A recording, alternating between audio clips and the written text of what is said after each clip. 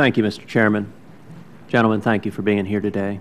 Thank you for your service, especially during these challenging times. Mr. Secretary, I want to start with you asking, if ISIS is able to consolidate power and to create and dominate a nation state and to retain access to potentially billions of dollars in oil revenue, over time, what is the specific danger to America if they are able to use that nation state to project jihad here? Senator, as you have expressed it and asked the question, over time, if ISIL is not stopped, and you mentioned the economic power that it has now, then what I would foresee happening, not only immediate threat to United States citizens and our people, our interests, but I think you could very well find Jordan go down as the country that we know it today. I think Saudi Arabia could well be beyond just threatened their oil fields. I think the expansion of where this could go in the Middle East, dominating oil production. Lebanon is also in a very tentative state. Libya is in chaos. Everywhere you look in the Middle East, there is trouble. And if a force like ISIL, in my opinion, is allowed to continue with its ideology, with its resources, with its capability, then, as General Dempsey said, there's no doubt it will impact this country and the world economy. Now, this is down the road if this is not stopped. But I think that's what we're looking at here, Senator. But it's an immediate threat to our interests as well. General Dempsey, worst case scenario, if ISIS were allowed to consolidate power, in your judgment, what would be the worst case specific risk to the homeland and to the lives of American citizens? Yes, Senator. The combination of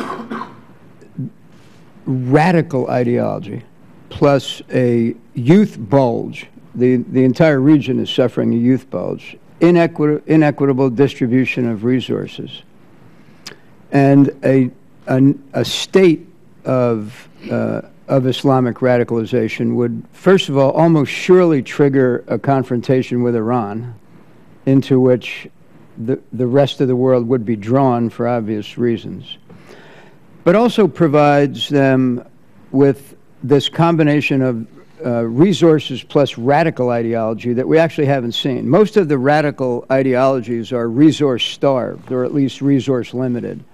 A resource-rich radical ideology must become a threat. It's just inconceivable that it wouldn't be. Do you believe if they were able to consolidate that power that there would be a risk of their attempting and perhaps even succeeding with a terrorist attack of the magnitude of that occurred on September 11th, 2001, or potentially an even greater terrorist attack?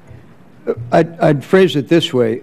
Given what they've already demonstrated in terms of brutality and utter disregard for human life, other than that which adheres to their ideology, whatever weapon system they would have in their possession, there's no doubt in my mind they'd use it, to include weapons of mass destruction. Well, and let me ask about, it's been reported that upwards of 100 Americans are fighting alongside ISIS, have affiliated themselves with ISIS. How would you assess the risk of Americans with U.S. passports coming back to the United States to carry out acts of terror here? Yeah, we've actually been in close contact with both the intelligence communities and law enforcement. And the risk will increase unless their momentum is reversed and unless their dominance of the media space. They are actually quite capable in social media and other forms of messaging.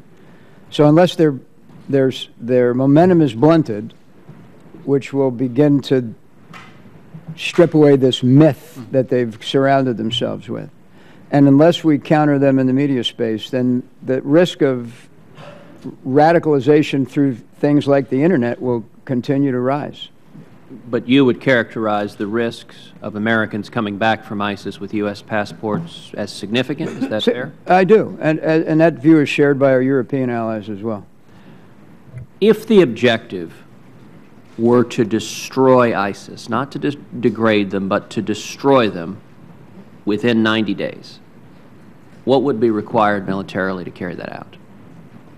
It's not possible, Senator, because militarily we could confront them, we could destroy a lot of equipment, we could drive them underground, if you will. But as I said, they will only be defeated or destroyed once they're rejected by the populations in which they hide. I mean, there is no military solution to ISIL. What would be required to kill those who are taking up arms right now? Well, actually, I think that's the path we're on, which is to say, using our unique capabilities, our counterterror capabilities, our ISR capabilities, our air capabilities, while working on the rest of the equation, which is this coalition of willing allied partners, or willing Arab partners. There is no, I mean, it may be a tough pill to swallow, but there is no military solution. It's got to be part of a broader whole of government regional campaign. And one final question, Secretary Hagel. The President, as I understand it, has laid out what could be an extended military operation that could extend many months or even years. In my view, carrying out such an operation, not responding to immediate exigency, requires congressional authorization, and I think Congress would be prepared to grant that authorization if a specific case were made with clear objectives. What is your position as to the legal authority of the administration to carry out an extended military campaign for years, potentially, absent congressional authorization? Well, I believe the President has the statutory and constitutional authority to take the action that he is doing to protect this country as he laid it out to the American people last week. And what is the legal authority that you're basing that on? Well, the statutory authority is the AUMF of 2001, and I think if you wanted to add something to that, it'd probably be the AUMF of 2003. My time has expired. I assume that you meant there's no purely military solution to ISIL. And when you said there's no military, because you're seeking... Yeah, there's no purely military solution, right. Thank you. Now, we're going to need to...